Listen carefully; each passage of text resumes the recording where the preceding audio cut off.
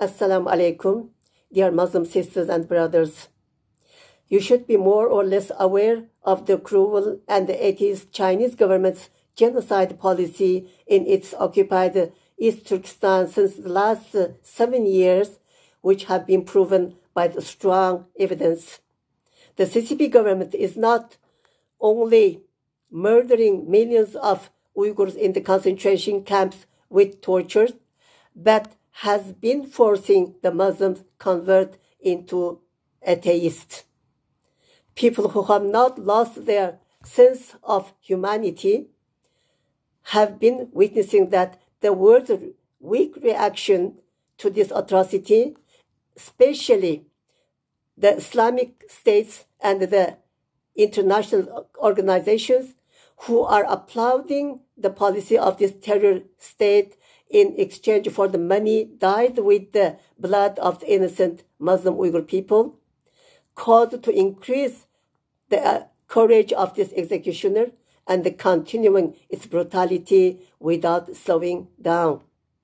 In order to enlighten and awaken the true Muslim people once again, I felt necessary to shoot this video. If you remember, the Chinese President Xi Jinping stated Chinese dream when he took office in 2012. It was understood from a number of strategies they put into practice, especially the credit trap Belt and Road initiative. Their main goal is to seize the world domination. It was also revealed that they decided to reach this goal in 2049, which is the 100th anniversary of the founding of the People's Republic of China. This is not the goal that the CCP set after it got stronger. Its origin goes back to the Chinese ancient time. The Chinese Han Nation is a race that despises other civilizations as members of the barbarian savagery and believes that they should be the center of the civilization and the rulers of the world. This belief was established during the dynasty's rule from 1122 to 256, and it led to the derivation of the word Tianxia, meaning under the sky. This means as a heavenly ruler to harmonize all other races under its rule by imposing the Chinese value, language, and culture on them.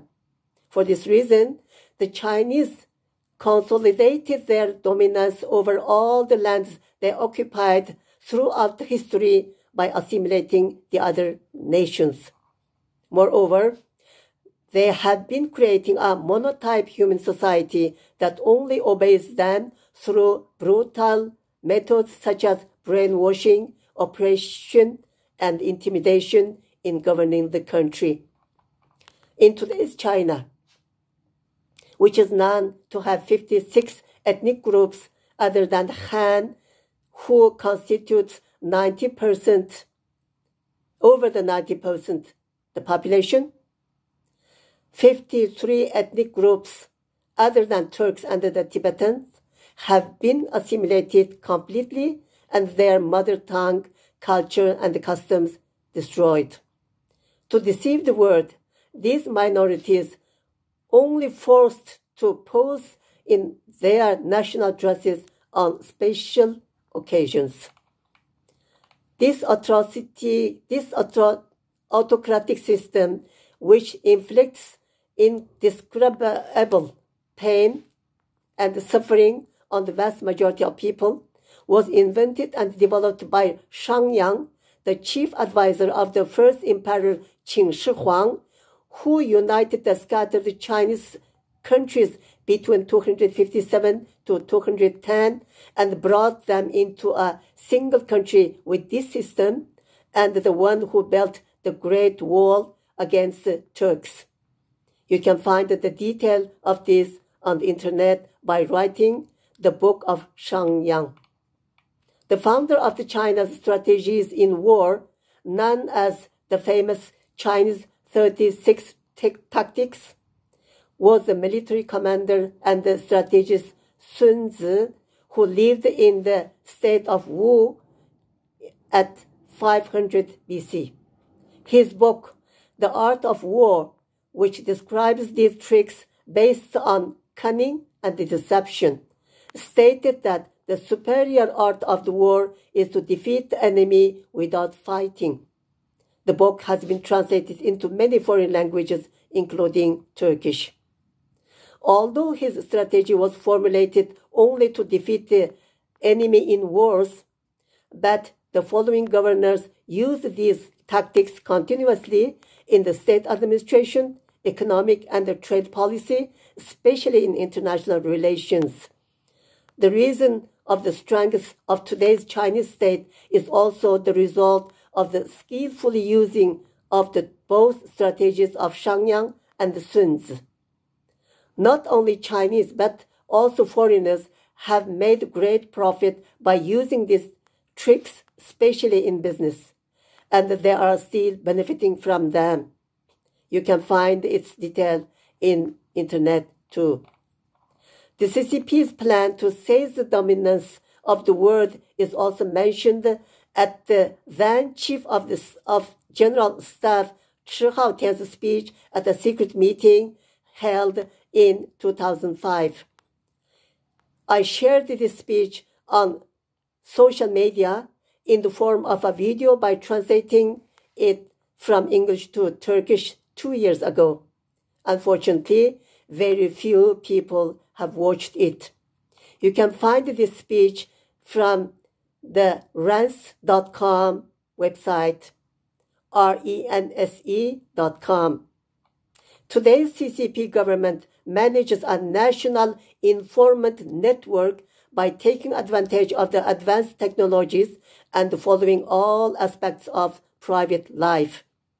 It eliminated the freedom of conscience, thoughts, belief, tradition, and the custom of all people, even the mother tongue of minorities. There is no due process or an independent judgment to the innocent people whom are arrested. In recent years, due to the large number of innocent Uyghurs arrested, a strange, tragic-comic incident has occurred, which to fabricate crimes for every arrested are given as homework to the officers. As a result, those innocent people have been tried according to the alleged crimes arbitrarily fabricated by those officers. The atrocities committed by the CCP government against the Uyghur people are a systematic, planned, and indescribable humanitarian disaster that far more than genocide of the Nazis to Jews, which is the genocide and human rights violation that fully complies with every chapter of the Genocide Convention and the Universal Declaration of Human Rights that the United Nations has signed long times ago, with the belief that it will no longer be allowed to happen. The crimes against humanity committed by the Chinese government in East Turkestan are the nature of the Chinese nation that I mentioned above. It rules wherever it reaches in this way. Therefore, the East Turkestan issue is not only a matter for the local people, but a universal issue concerning religion, human rights, and the survival of all the countries in the world.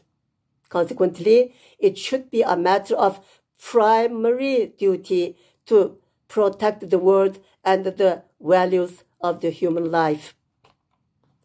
By entrusting to Allah all so-called Muslim leaders who have become accomplices of China's terrorist state sponsored by supporting the gangster policy of the CCP, I call on pure Muslims and real people who feel the pain of others to unite and take action to eradicate this scourge.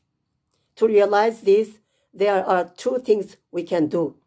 One, all Muslim communities unite and start the holy war, jihad, ordered in Quran to save Islam, which atheist and fascist China is trying to destroy in Turkestan. 2. To weaken the economic strengths that cause CCP to be so arrogant. The most effective measures against this is to boycott the cheap and containing carcinogenic, toxic substances goods which cause severe diseases gradually. The electronic products such as Huawei and the Xiaomi smartphones that record and store personal information of all the buyers, including their weaknesses, to identify those who serve them when needed, and all other electrical households hiding spy chips. Even if only 1/3 of the 2 billion Muslims in the world can do this, it can collapse the economic of this savage in a short time. Thus, it will be incapable of seizing the world domination. I invite all my Muslim sisters and brothers who undoubtedly believe in Allah and the hereafter to this just cause. So, in order to save our religion and the world from this evil, let's act with the belief that Allah will surely help the Muslim societies that can unite and leads them to victory with His infinite power. Be sure, effort is from us, victory is from Allah. Thank you.